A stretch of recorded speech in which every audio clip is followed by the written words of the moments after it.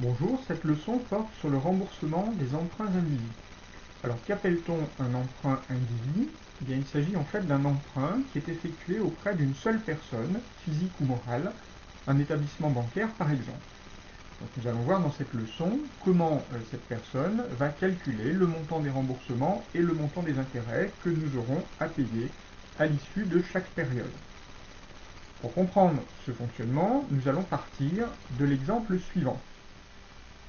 Nous allons imaginer que le 1er mars de l'année N, nous empruntons 10 000 euros auprès de notre banque au taux d'intérêt annuel de 5% et nous supposerons que l'emprunt est remboursable sur 4 ans. Donc nous allons présenter le tableau de remboursement de cet emprunt dans chacune des 3 hypothèses qui correspondent donc aux 3 modes de remboursement les plus courants. Premier mode de remboursement, il s'agit du remboursement constant. Alors, on parle de remboursement ou d'amortissement d'un emprunt, les deux termes sont synonymes.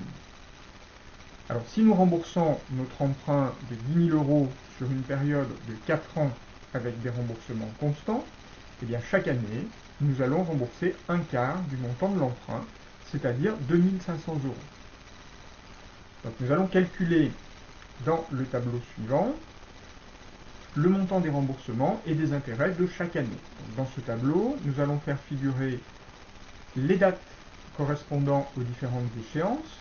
Donc l'emprunt étant fait le 1er mars de l'année N et les remboursements ayant lieu tous les ans, eh bien la première échéance sera datée du 1er mars N plus 1, donc une année après la date de la souscription de l'emprunt. Et donc à cette date, le montant restant dû est bien évidemment le montant global de l'emprunt, c'est-à-dire 10 000 euros. Sur ce montant, nous allons calculer l'intérêt, donc à 5%. En l'occurrence, 5% de 10 000, cela nous fait un montant de 500 euros. Et le remboursement, nous l'avons calculé donc précédemment, il va s'élever à 2 500 euros. Et nous pouvons d'ailleurs reporter dans notre tableau cette même somme pour chacune des échéances, puisque notre remboursement est constant. Dans une dernière colonne, nous allons calculer l'annuité d'emprunt. Cette annuité correspond en fait au montant du remboursement plus les intérêts, c'est-à-dire 3 000 euros pour la première échéance. En fait, l'annuité correspond au montant global que devra payer l'emprunteur chaque année à sa banque. Au début de la deuxième période, combien nous reste-t-il à rembourser? Eh bien, nous avions 10 000, nous avons remboursé 2 500, nous faisons la soustraction et par conséquent, ce sont 7 500 euros qui nous restent à rembourser. C'est sur ce montant-là que nous calculons le montant d'intérêt à 5%, ce qui nous donne 375 euros. Et donc notre annuité sera égale à 375 plus 2 500, c'est-à-dire 2 875 euros. Nous continuons de la même manière la troisième année. 7 500 moins 2 500 euros de remboursement, il nous reste 5 000 euros à rembourser. 5 000 euros fois 5% nous donne un intérêt de 250 euros et donc une annuité de 2 750 euros. Pour la dernière année, 5 000 moins 2 500 nous donne 2 500 euros à rembourser, fois 5%, nous avons alors un intérêt de 125 euros et notre annuité atteint donc 2 625 euros.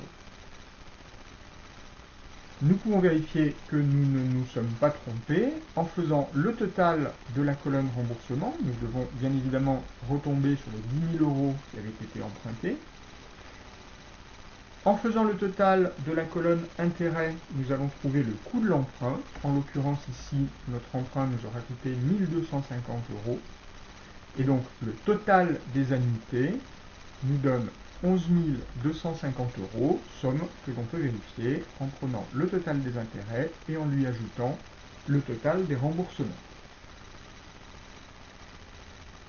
Nous pouvons également constater que dans ce mode de remboursement, l'intérêt suit une suite arithmétique de premier terme 500 et de raison moins 125 euros. En effet, pour passer de l'intérêt payé une année à l'intérêt payé l'année suivante, nous allons retrancher chaque année 125 euros.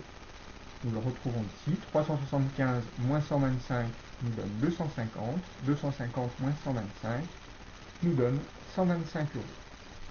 Nous constatons donc que dans ce premier mode de remboursement, donc le remboursement constant, eh bien, l'annuité est dégressive année après année. En fait, le remboursement reste constant, mais l'intérêt, lui, diminue chaque année. Deuxième mode de remboursement de notre emprunt, il s'agit de l'annuité constante. Cette fois-ci, nous allons chaque année payer la même somme. Cette annuité va être calculée en utilisant la formule suivante.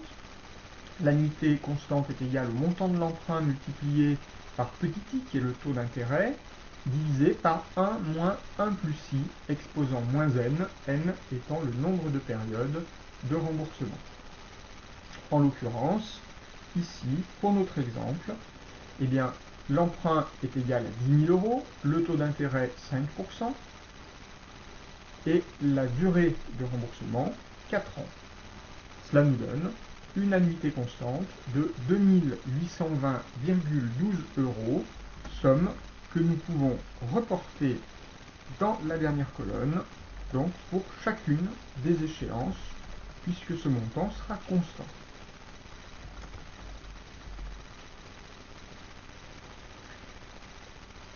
À partir de là, nous pouvons donc élaborer notre tableau. Première échéance du 1er mars n plus 1, donc il nous reste la totalité de l'emprunt à rembourser. L'intérêt se calcule donc à 5% sur ce montant, donc 10 000 fois 5%, nous retrouvons 500. Le remboursement, eh bien, lui va s'obtenir en prenant le montant de l'annuité et en lui soustrayant le montant de l'intérêt calculé précédemment. Donc 2820,12 moins 500, cela nous donne un remboursement de 2320,12 €. Au début de l'année suivante, combien nous restera-t-il à rembourser? Eh bien 10 000 moins les 2320,12 remboursés en N plus 1, cela nous donne 7 679,88 €.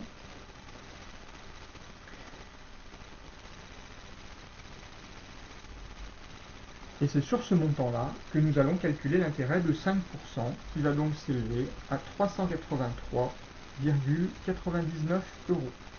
De la même manière, nous en déduisons le remboursement par l'opération suivante, 2820,12 moins 383,99, et nous obtenons 2436,13. De la même manière, nous pouvons poursuivre notre tableau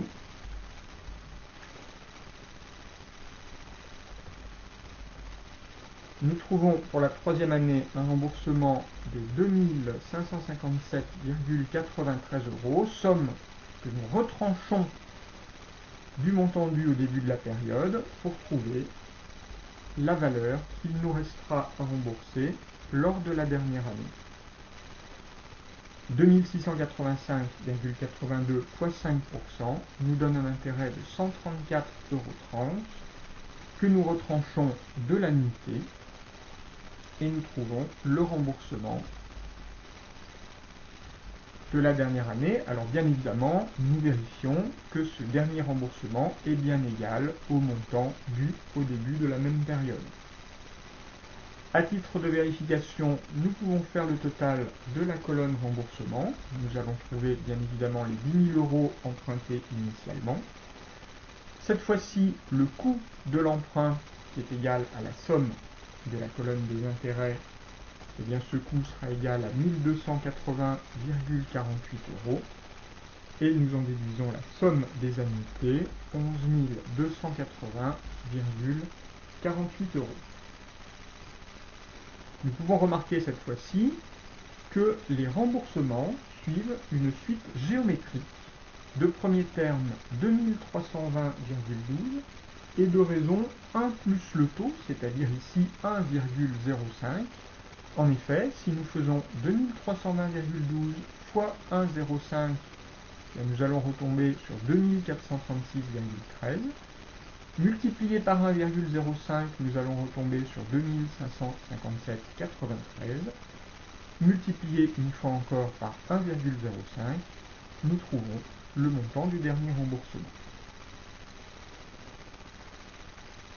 Nous pouvons remarquer pour ce deuxième mode de remboursement que l'annuité étant constante et les intérêts diminuant au fil des ans, eh bien c'est le remboursement qui cette fois-ci va augmenter au fil des ans.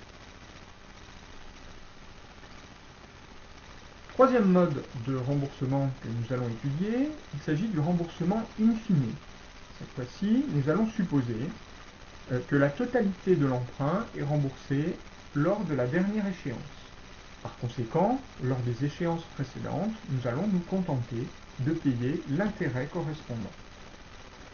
Donc, à la première échéance du 1er mars à N+1, eh bien, nous allons payer 5% d'intérêt sur les 10 000 € empruntés, c'est-à-dire 500 €. Nous n'avons pas de remboursement. Par conséquent, notre annuité s'élève à 500 €. Au début de la période suivante, il nous reste toujours 10 000 € à rembourser. L'intérêt est donc le même. Nous n'avons toujours pas de remboursement et l'annuité reste la même. Pour la troisième période, le principe est similaire. En revanche, le 1er mars à N+4, si nous allons continuer à payer 500 € d'intérêt, nous allons en plus rembourser la totalité de l'emprunt et donc l'annuité s'élèvera cette fois-ci à 10 500 €. Comme d'habitude, nous vérifions que le total des remboursements est bien égal au montant de l'emprunt. Ici, le coût de l'emprunt s'élèvera à 2 000 €. C'est en fait le coût le plus élevé des trois méthodes de remboursement puisque chaque année l'intérêt est calculé sur la totalité de l'emprunt réalisé. Et notre annuité, nos annuités atteindront un total de 12 000 €.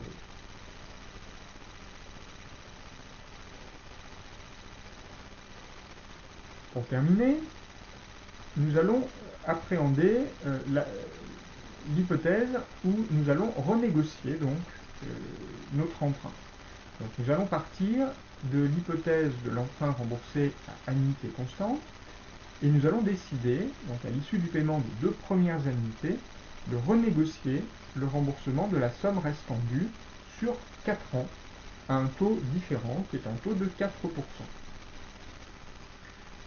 Donc à l'issue des 2 premières annuités, nous avions donc le tableau suivant. Alors, nous devons bien évidemment recalculer le montant de la nouvelle annuité.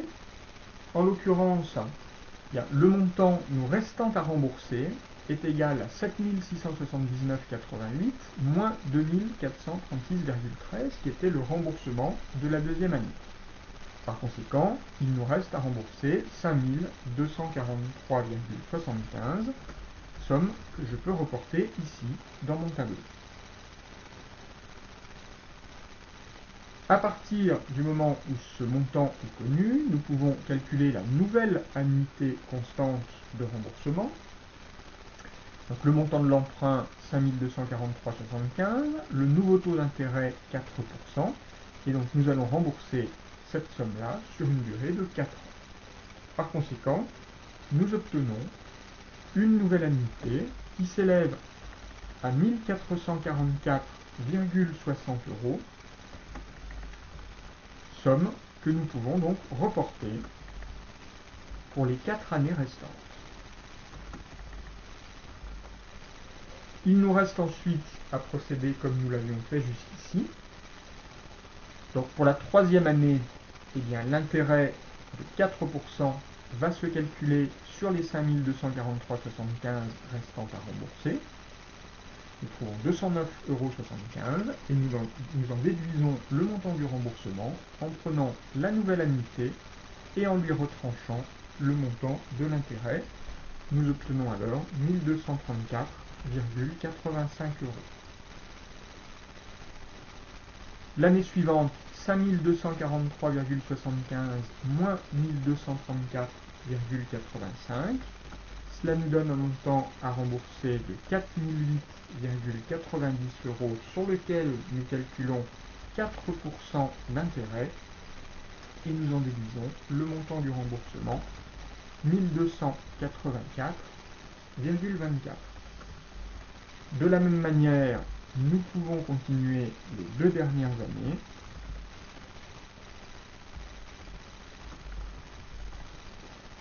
Et donc la dernière année, il nous restera 1389,04 € à rembourser. Et donc 1444,60 moins 1389 moins 55,56 doit nous donner 1389,04 qui correspond à la somme restant à rembourser. Le total de nos remboursements nous donne toujours 10 000 €.